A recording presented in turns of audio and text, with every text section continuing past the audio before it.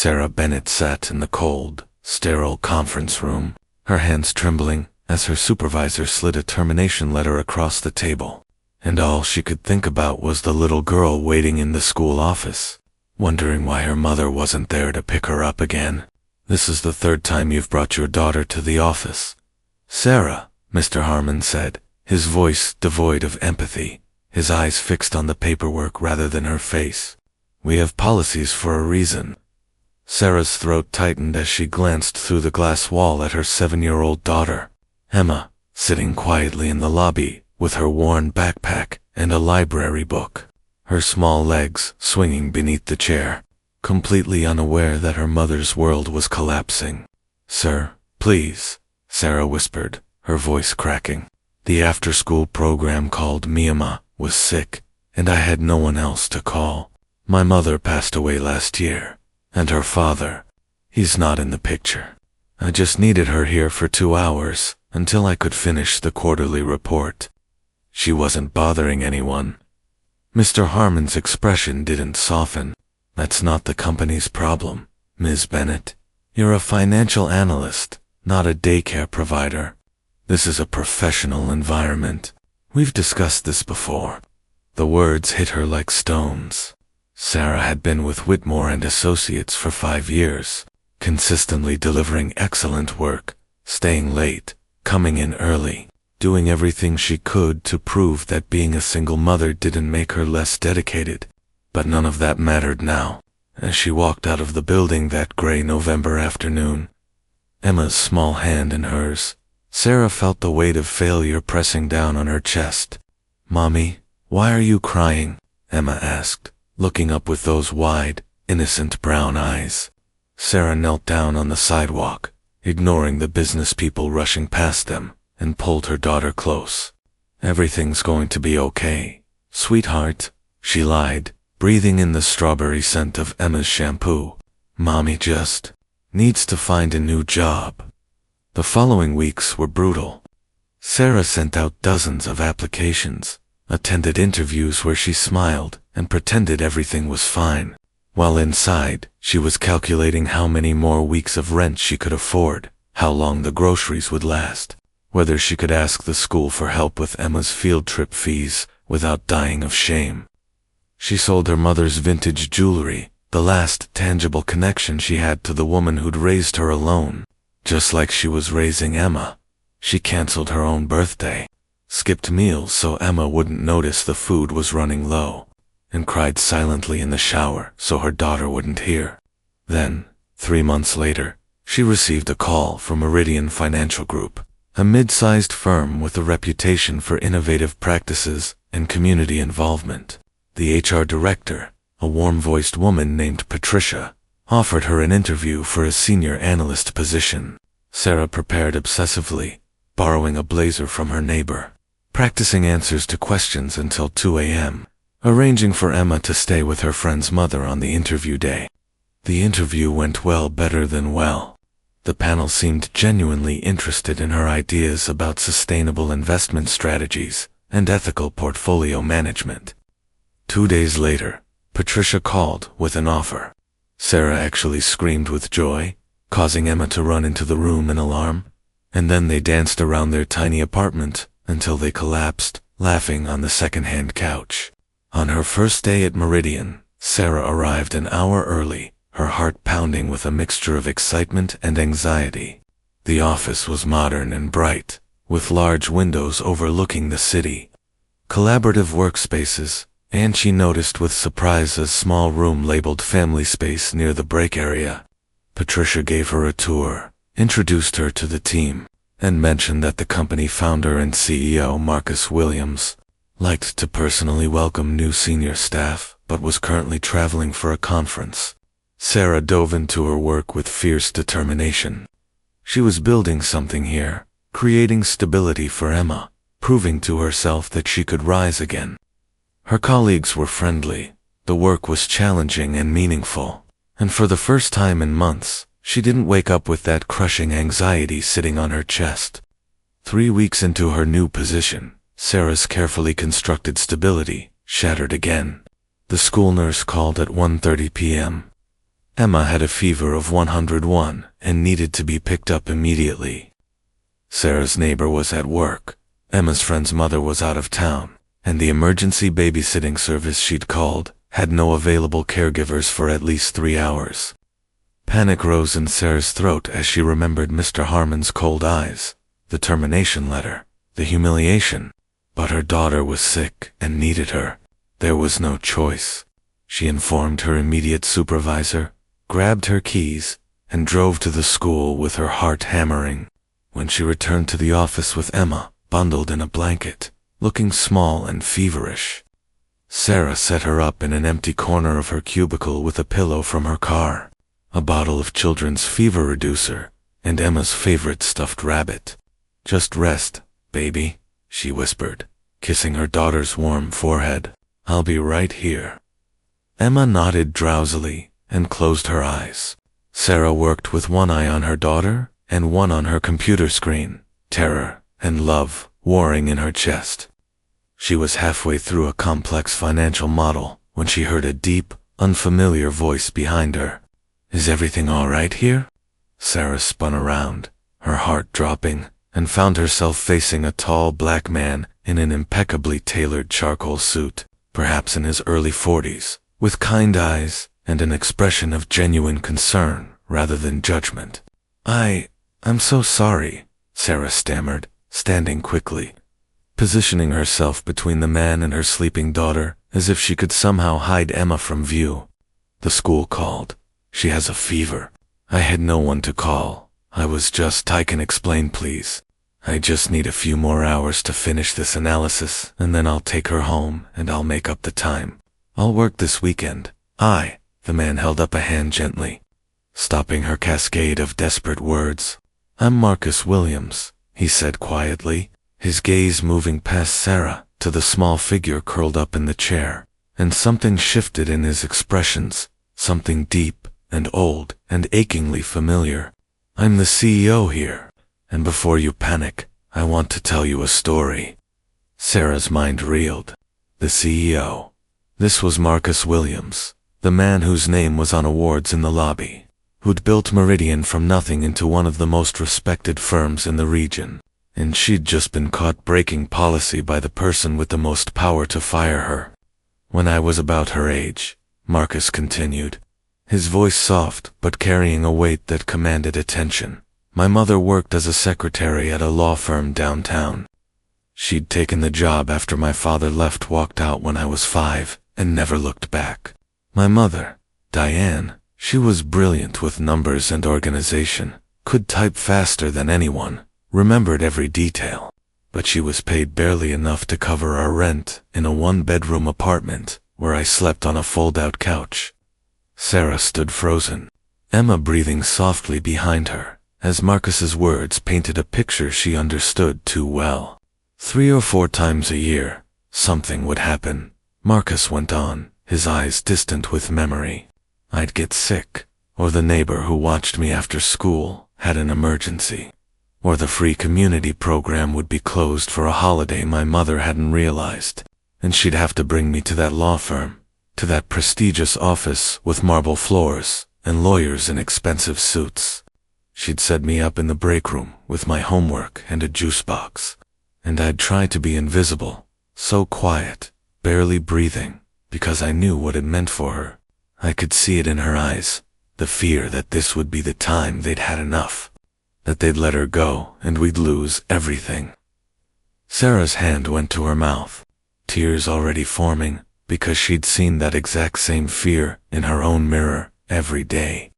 Marcus took a step closer, his expression gentle. Her supervisor, Mr. Patterson, he was a hard man, old school, believed in strict professional boundaries. The first time he found me there, he gave my mother a written warning. The second time he threatened her job, and the third time, he paused, and Sarah could barely breathe. The third time, the senior partner, a man named Robert Chen, happened to walk through.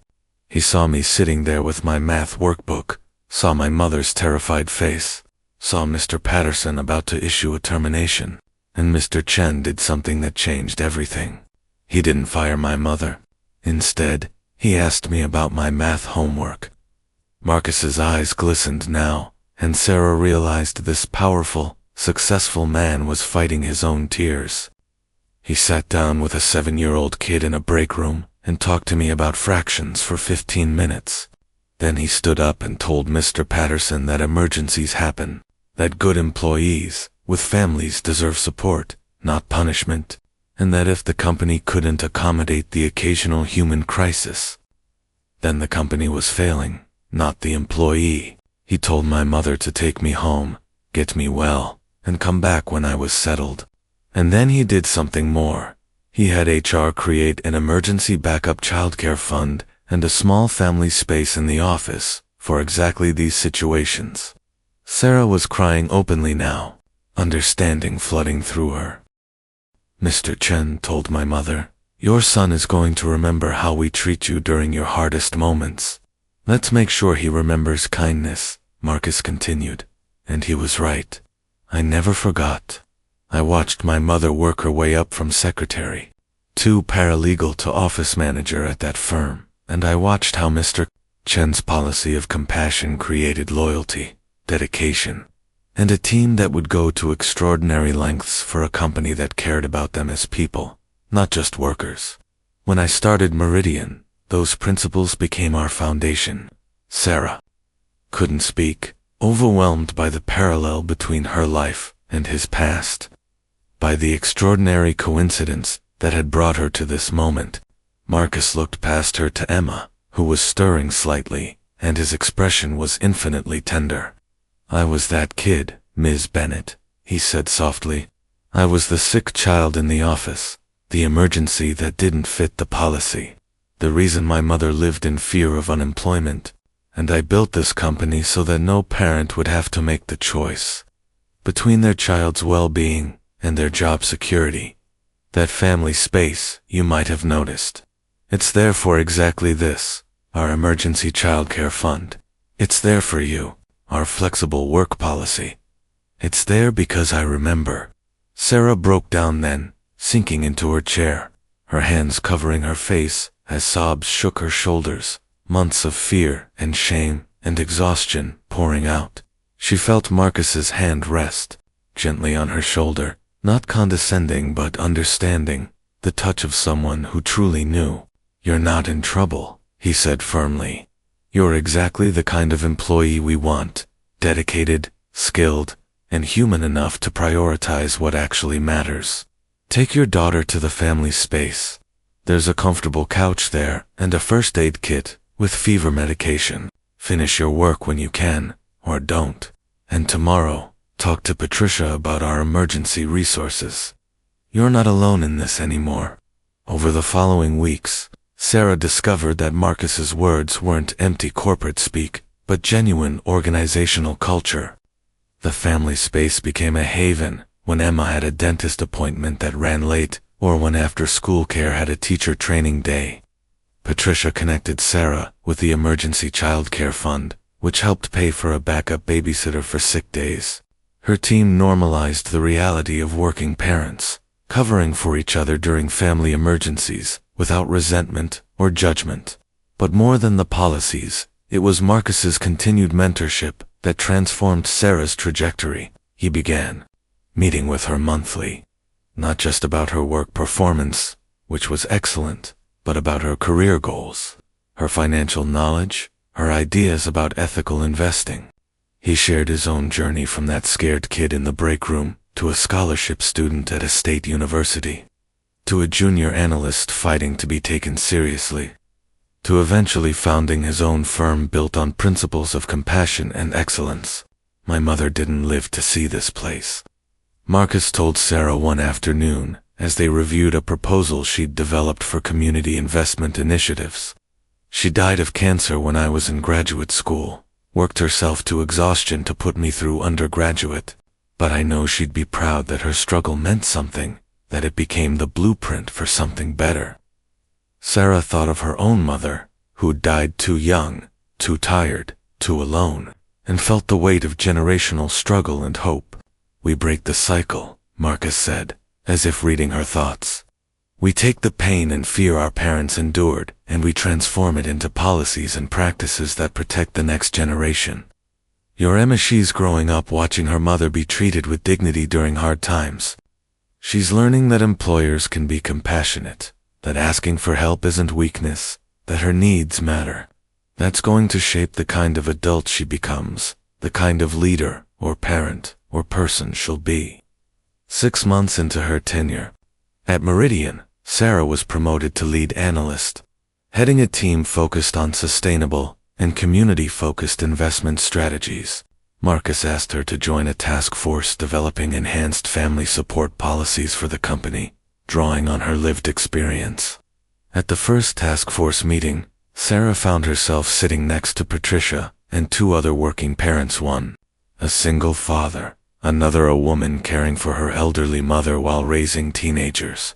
I want you to design the support system you wish you'd had, Marcus told the group, standing at the head of the conference table with the city skyline behind him. No budget constraints at this stage, no worrying about industry standards. What would have made the difference between barely surviving and actually thriving? Sarah thought of those terrible months after her termination, the fear and shame, the impossible choices, and then she began to speak, her voice growing stronger, with each word, sharing her story, without embarrassment, because it mattered, because it could help others, because her struggle had meaning.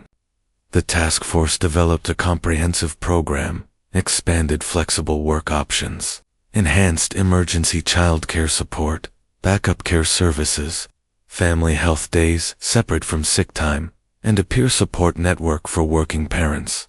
When Meridian implemented the new policies and published a case study on the business benefits of family-supportive workplaces, other companies began reaching out, wanting to learn. Sarah and Marcus were invited to speak at an HR conference about the intersection of compassion and productivity. And as she stood on that stage telling her story, the firing, the fear, the redemption, she saw heads nodding throughout the audience, parents recognizing their own struggles, leaders realizing the human cost of inflexible policies. After the presentation, a young woman approached Sarah, tears streaming down her face. I was fired last month for bringing my son to work when my babysitter didn't show, she whispered. I thought I was alone, that I'd failed. Thank you for sharing this. Thank you for showing me it's not my fault. Sarah hugged the stranger, feeling the connection of shared experience, and gave her Patricia's card. We're hiring, she said, and you're not alone anymore.